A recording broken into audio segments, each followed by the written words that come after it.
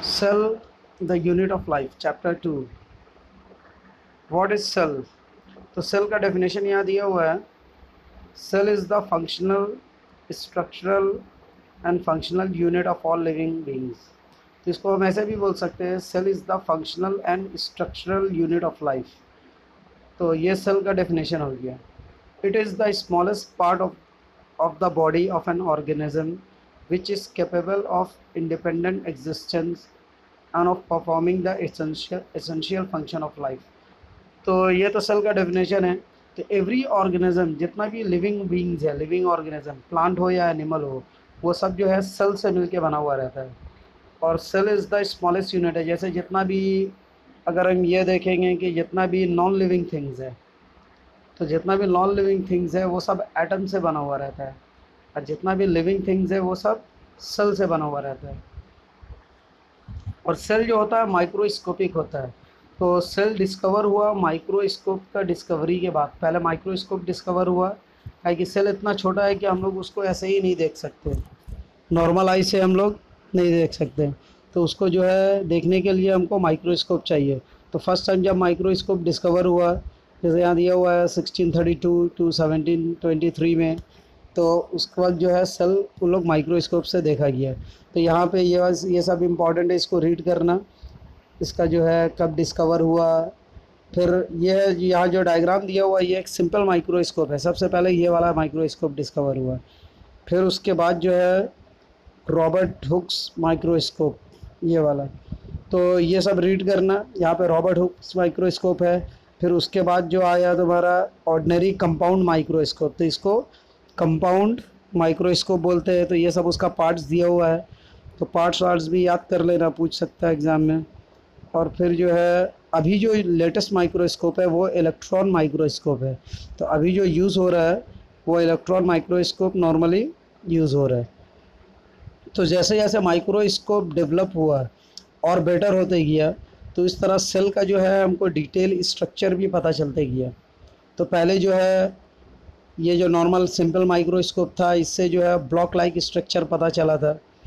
ठीक है, इसमें दिया हुआ, इसको रीड करना. फिर जो है और डिस्कवर हुआ तो उसका कुछ और डिटेल्स पता चला.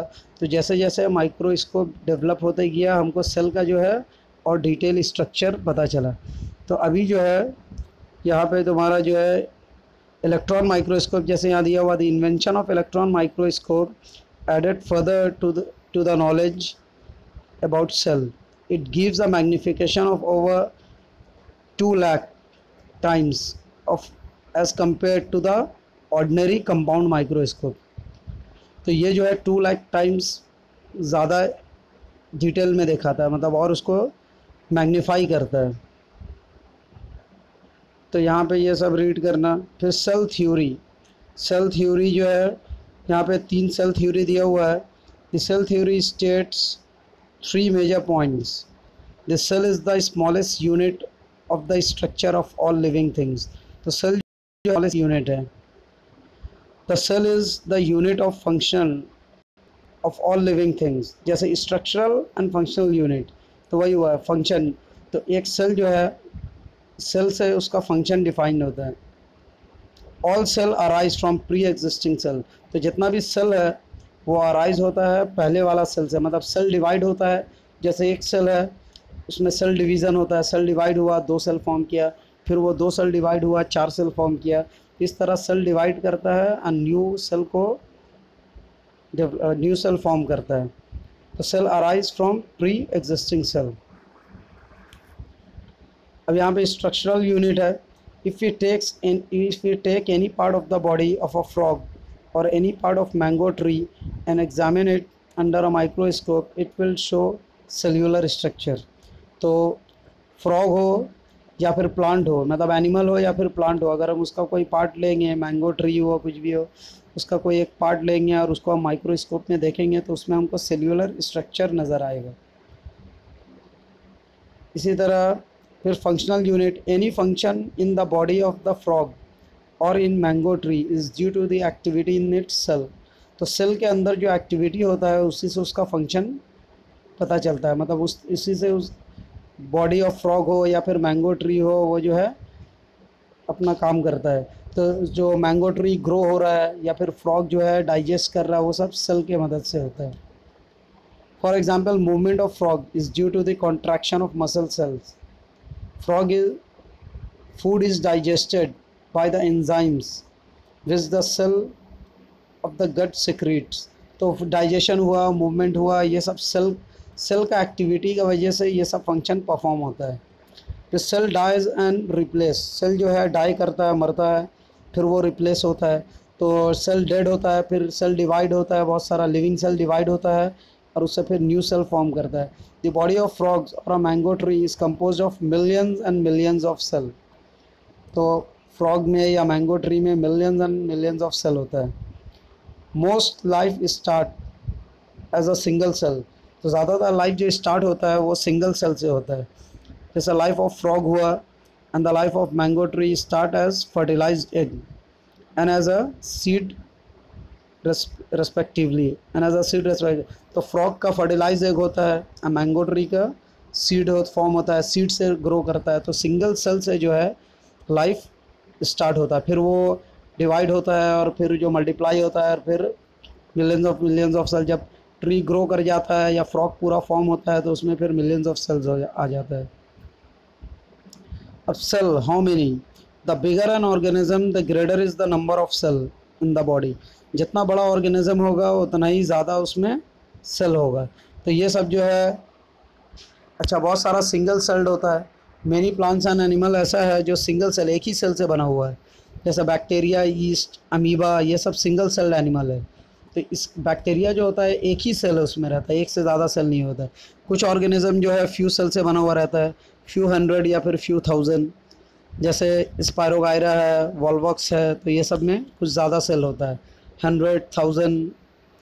फिर मल्टी सेल ज़्यादातर प्लांट्स एंड एनिमल जो हम लोग देखते हैं, जितना भी बड़ा एनिमल्स हुआ, ह्यूमन बींग्स हुआ, मैंगो ट्री हुआ, ये सब मिलियंस एंड मिलियंस और बिलियंस ऑफ सेल से बना हुआ रहता है। अब यहाँ पे कुछ सेल का दे दिया है नंबर्स, वो सब याद रखना। जैसे average size adult human consisted of, तो एवरेज साइज़ एडल्ट ह्यूमन में कितना सेल रहता है? 37.2 ट्रिलियन सेल रहता है होल बॉडी में, जिसमें से 100 बिलियन नर्व सेल होता है ह्यूमन ब्रेन में। फिर 4 to 6 million red blood cell होता है, 7000 वाइट ब्लड सेल होता है per cubic meter of the blood. तो ये जो 4 to 6 million red blood cell है एंड 7000 वाइट ब्लड सेल है, ये पर क्यूबिक मिलीमीटर, मतलब 1 क्यूबिक मिलीमीटर में 4 to 6 million red blood cell होता है। तो ये सब नंबर्स याद रखना। सेल हाउ स्मॉल, तो यहाँ सेल का साइज़ दे दिया। जैसे बैक्टीरिया 0.3 to 5 माइक्रोमीटर का रहता है, रेड ब्लड सेल 7 माइक्रोमीटर का। इसी तरह लॉन्गेस्ट सेल नर्व सेल होता है, लॉन्गेस्ट सेल और नर्व सेल। और फिर largest cell, the biggest egg ostrich का होता है। तो ये सब याद रखना है। Smallness of a cell a great efficiency, तो इसको रीड करना। फिर यहाँ पे जितना सेल स्मॉल होगा उसका एफिशिएंसी उतना अच्छा होगा। Cell generally remain small in size, and this is because of two main reasons. The different region of the cell can communicate with each other rapidly for cell to function efficiently। तो जितना cell हो इतना small होगा तो उसका जो अलग अलग पार्ट्स है वो सब और क्लोजली पैक्ड होगा, तो उसमें जो है उसका कम्युनिकेशन जो है स्प्रेड इजीली कर सकता है ताकि वो अच्छा से फंक्शन कर सके। The cell have large surface area by volume ratio for greater diffusion of a substance in and out of the cell. यहाँ पे कुछ दिया हुआ है, ये सबको रीड करना। Small size of the cell present a large surface area by volume ratio. फिर cell shapes to suit function requirement, cell का अलग अलग शेप होता है तो बहुत सारा अलग अलग फंक्शन के लिए। Cell shapes to suit functional requirement, तो बॉडी का अलग अलग पार्ट्स का अलग अलग फंक्शन होता है, सबका फंक्शन एक जैसा नहीं होता है। तो सेल का भी अलग अलग शेप होता है ताकि वो अलग अलग फंक्शन को अच्छा से परफॉर्म कर सके। अब जैसे एपिथेलियल सेल, यहाँ पे सेल का बहुत सारा डायग्राम दिया हुआ है। एपिथेलियल सेल का इसका शेप ऐसा होता है। Human blood cell RBC and WBC उसका शेप दिया हुआ है। फिर कार्टिलेज सेल है, कनेक्टिव टिश्यू सेल है। तो ये सब सेल का डायग्राम दिया हुआ है। इसमें से दो डायग्राम ज़्यादा इम्पॉर्टेंट है। नर्व सेल, न्यूरॉन है, ये सिंगल न्यूरॉन है। नर्व सेल बहुत सारा न्यूरॉन से मिलकर बना हुआ रहता है, ये एक न्यूरॉन का डायग्राम है। तो इसका आगे में आएगा लेवल डायग्राम, दूसरा जगह रहेगा, तो वो लेवल डायग्राम इंपॉर्टेंट है। अमीबा का डायग्राम यहाँ से इम्पॉर्टेंट है। अब बाकी ये सब सेल जो है, सेल का डायग्राम ये सब जो है याद रखना सब। अब यहाँ जैसे दिया हुआ human red blood cell a circular and biconcave to pass through narrow capillaries and transport oxygen. तो ह्यूमन ब्लड सेल है। फिर वाइट ब्लड सेल के बारे में दिया हुआ है, नर्व सेल के बारे में दिया हुआ है। तो ये सब इम्पॉर्टेंट है, ये सबको याद करना है। फिर स्ट्रक्चर ऑफ सेल। अब सेल का स्ट्रक्चर जो है, a generalise cell consist of 3 essential parts. तो एक जो सेल होता है वो जनरली उसमें 3 मेन पार्ट होता है। एक सेल मेम्ब्रेन होता है, जिसको प्लाज्मा मेम्ब्रेन जो आउटर कवरिंग है, सेल मेम्ब्रेन जैसे यहाँ डायग्राम में देखो, डायग्राम में दिया हुआ है, इसका जो आउटर लाइन है वो सेल मेम्ब्रेन है। फिर न्यूक्लियस होता है एंड साइटोप्लाज्म होता है। तो ये 3 मेन पार्ट है।